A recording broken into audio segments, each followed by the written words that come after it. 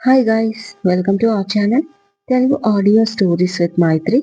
నా ఛానల్ని ఎవరైనా ఫస్ట్ టైం చూస్తున్నట్టయితే తప్పకుండా లైక్ చేయండి, షేర్ చేయండి అండ్ సబ్స్క్రైబ్ చేసుకోండి.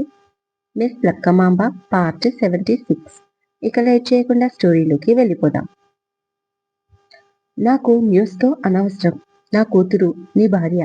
ఇప్పుడు నువ్వు చేసుకుంటానన్నా ఆ పెళ్లి చట్ట ప్రకారం చెల్లదు.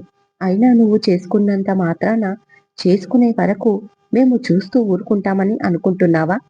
అయినా అది ఇప్పుడు విషయమే కాదు. లక్కీ వాళ్ళ నాన్నగారి గొడవ ఆపాలి. లక్కీ, నువ్వు మాత్రం మీ నాన్నగారితో వస్తానని అనకు. ఆయనకు నువ్వు ఇప్పుడు భయపడితే తర్వాత నీ జీవితం పాడైపోతుంది. ఆల్రెడీ ఆయన నాకు విలువ ఇవ్వరు. కేవలం నేను వంటింటికే పరిమితం అనుకుంటాడు. నా తర్వాత నీ జీవితం కూడా అలాగే తయారవుతుంది. అలా కావద్దు అనే కదా పట్నం చదువు పేరుపైన నిన్ను ఇక్కడికి పంపించాను. ఇలా బయట తిరిగితే అయినా నీకు లోకం తెలుస్తుంది, మీ నాన్నని ఎదిరించే ధైర్యం వస్తుందని పంపించింది. లక్కీ, నీకు ఇది ఆఖరి అవకాశం. మీ నాన్నకి భయపడి నువ్వు ఆయనతో రాకు. నువ్వు ఇక్కడే ఉంటానని, అది కూడా శౌర్యబాబుతోనే ఉంటానని అను అంటుంది ఏడుస్తూ జయంతి. బంటి వచ్చి, భయ్యా, కింద అక్కడ అంకుల్ చాలా గొడవ చేస్తున్నారు. మీరందరూ ఇక్కడేం చేస్తున్నారు అన్నాడు. దాంతో అందరూ కిందికి వెళ్లారు గురునాథం గొడవ ఆపడానికి. మెల్లిగా అనిక బెడ్రూమ్ డోర్ ఓపెన్ చేసి హాల్లోకి వచ్చింది. పక్కనే బెడ్రూమ్లో వాళ్ళ మమ్మీ డాడీ ఇంకా సోఫాలో ఆదమర్చి రోషన్ నిద్రపోతున్నాడు. చాలా మెల్లిగా సౌండ్ రాకుండా మెయిన్ డోర్ ఓపెన్ చేసి బయటికి నడిచింది అనిక. చేతిలో చిన్న బ్యాగ్ పట్టుకొని గేట్ నుంచి వెళ్తే వాచ్మెన్ కనిపిస్తాడు అని వెనక గేటు నుంచి బయటికి వెళ్ళింది. టైం చూస్తే నైట్ 1:30. ఈ టైంలో రోడ్ల మీద వెళ్ళడం కూడా భయమే. కానీ ధైర్యం చేసి బయటికైతే వచ్చింది. కానీ ఎటువైపు వెళ్తే మెయిన్ రోడ్ వస్తుందో అర్థం కాలేదు అనికకి. అక్కడి నుంచి మళ్ళీ రైల్వే స్టేషన్కి వెళ్ళాలి, టికెట్ తీసుకోవాలి హైదరాబాద్కి. ఈ ప్రాసెస్ అంతా ఎప్పుడు కంప్లీట్ అవుతుందో అనుకుంటూ తన మెడ మీద ఉన్న స్కార్ఫ్ని తల నిండుగా చుట్టుకొని ఇక కొద్ది దూరం వెళ్ళగానే తన వెనకాల ఎవరో తనని ఫాలో అవుతున్నట్లు అనిపించడంతో వెనక్కి తిరిగి చూసి షాక్ అయిపోయింది అనిక. భయంతో చెమటలు పట్టేశాయి తనకి ఆ పర్సన్ని చూడగానే. ప్రస్తుతం వాళ్ళు ఉన్నది తిరుపతిలో. అరుణాచలం వెళ్ళాలనుకున్న ప్లాన్ రద్దు చేసుకొని ఎర్లీ మార్నింగ్ హైదరాబాద్కి బయలుదేరాలి అన్నాడు రామకృష్ణ.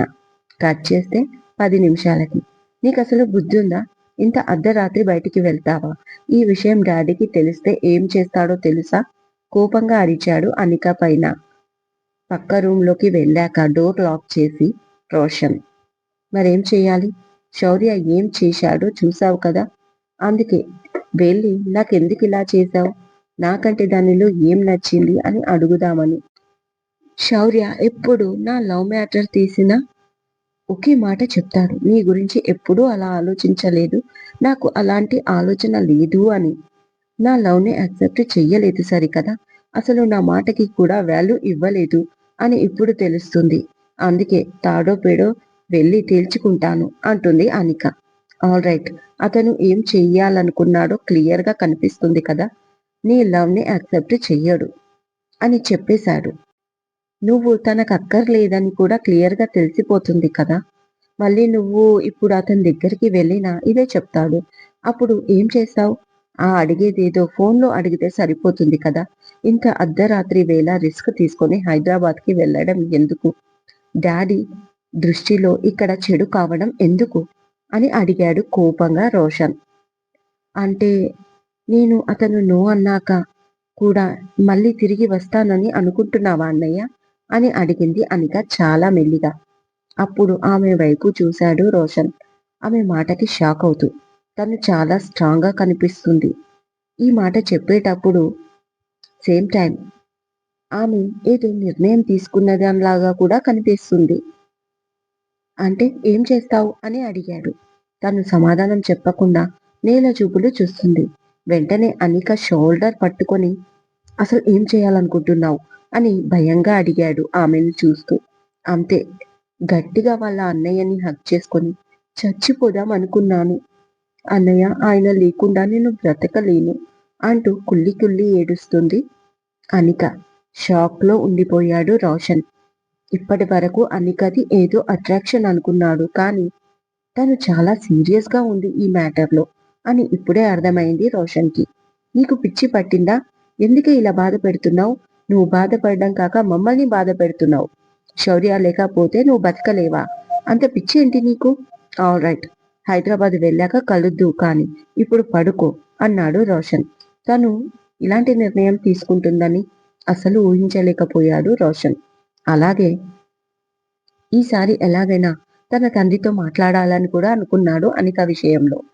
నువ్వు అన్నయ్య, డాడీ కలవనివ్వడు, నన్ను ఒంటరిగా ఇక్కడికి వెళ్ళనివ్వడు, అవుట్ అరెస్ట్ చేసేస్తాడు నన్ను.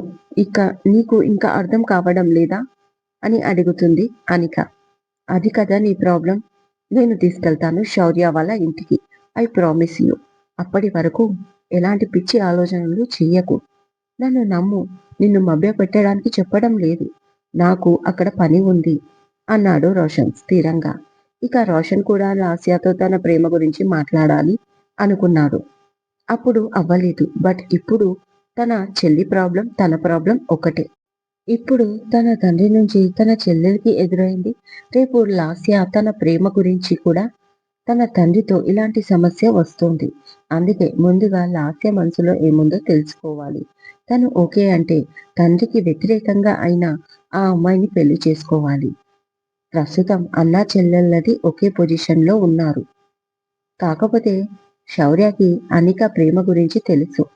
అతను అనికను రిజెక్ట్ చేశాడు. కానీ లాస్యకి ఇప్పటి వరకు రోషన్ తన మనసులో మాట చెప్పలేదు. అతని విషయంలో ఆమె ఒపీనియన్ ఏంటో అతనికి తెలియదు, అంతే తేడా. ఇకపోతే శౌర్య మాత్రం వేరే ఆమెను పెళ్లి చేసుకుంటా అని స్టేట్మెంట్ ఇచ్చేశాడు.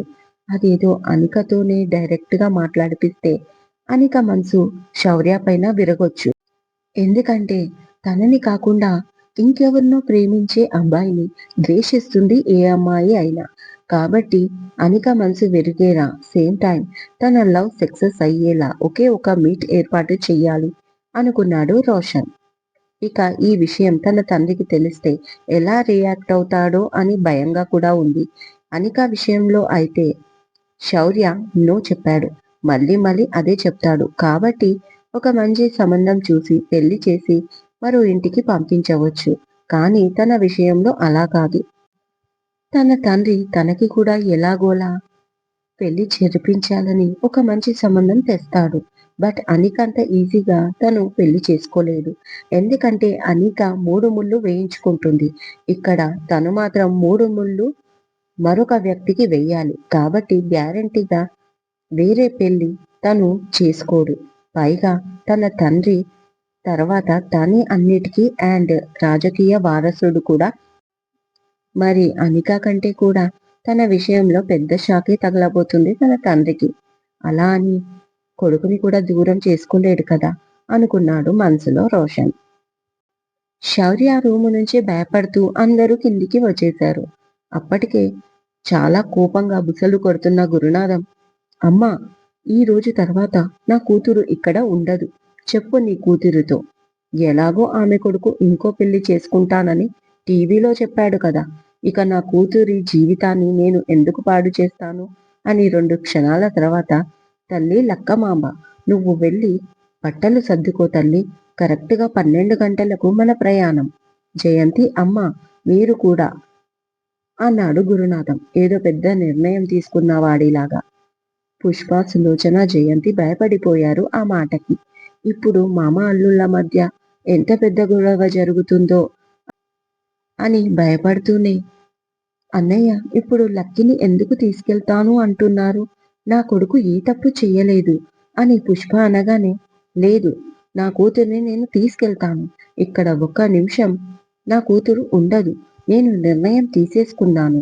నా నిర్ణయంలో ఎలాంటి మార్పు ఉండదు. అమ్మా, నీ కూతురికి చెప్పు. ఇంకేం ఆలోచిస్తున్నారు? త్వరగా తయారయ్యి వచ్చేయండి అని మరొకసారి గురునాథం అనగానే, నాన్నగారు, నేను రాలేను అని ధైర్యం చేసి అంది లక్కీ. ఏంటి అని కోపంగా చూశాడు గురునాథం. ఆ చూపుకి భయపడిపోయింది. తలొంచుకుంది. ఈ వ్యక్తి నిన్ను పెళ్లి చేసుకొని ఇక్కడికి తీసుకొచ్చాడు. కానీ ఎప్పుడైతే ఇతను ఇలాంటి దారుణమైన ఆరోపణలు ఎదుర్కొన్నాడో అతని నిజ స్వరూపం ఏంటో ప్రపంచానికి తెలిసింది. నిజంగా అతను మంచివాడు అయితే వెంటనే విలేకరులను పిలిచి తాను ఏంటో చెప్పుకునేవాడు. అలా చెయ్యలేదంటే నేరం ఒప్పుకున్నట్లే కదా! మౌనం అర్ధాంగీకారం అంటారు లక్కమాంబ. పైగా ఎప్పుడైతే ఆ అమ్మాయినే పెళ్లి చేసుకుంటాను అని కూడా పేపర్ వాళ్లకు చెప్పాడో అప్పుడే నేను నిర్ణయించుకున్నాను. ఇతనితో నువ్వు కలిసి ఉండలేవు. ఎలాగైనా నిన్ను తీసుకెళ్లి పాడైపోతున్న నీ జీవితాన్ని బాగు చేస్తాను. ఇక విలువలేని చోట నువ్వెందుకు?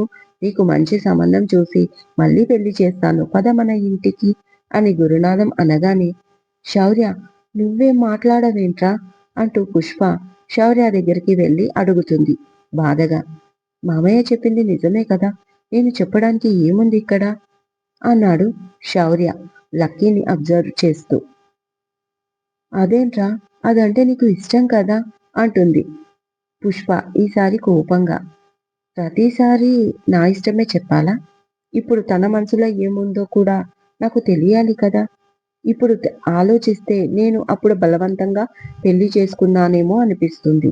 ఏ రోజు తన మనసులో మాట బయట పెట్టదు. అలాంటప్పుడు అనిపిస్తుంది ఊర్లో ఉన్నప్పుడు వాళ్ళ నాన్నకు భయపడి బ్రతికింది.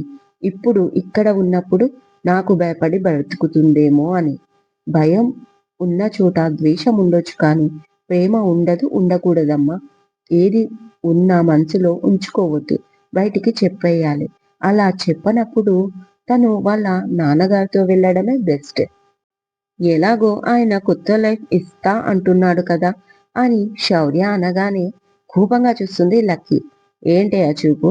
నీ చూపులు నా దగ్గర కాదు మీ నాన్నగారి దగ్గర చూపించుకో అంటూ సోఫాలో కూర్చున్నాడు హ్యాపీగా తన ముందు జరుగుతున్న సీన్ ని చూస్తూ. ఇంకా ఈ డ్రామా ఎంతసేపో అనుకుంటూ శౌర్య. ఇదండి ఇవాళటి ఎపిసోడ్. ఈ ఎపిసోడ్ మీకు నచ్చినట్టు అయితే నాకు కామెంట్లో చెప్పండి. అలాగే లైక్ చేయండి, షేర్ చేయండి, హైప్ ఇవ్వండి. సబ్స్క్రైబ్ చేసుకోండి నా ఛానల్‌ని. మరొక మంచి ఎపిసోడ్‌తో మీ ముందు ఉంటాను. మైత్రి.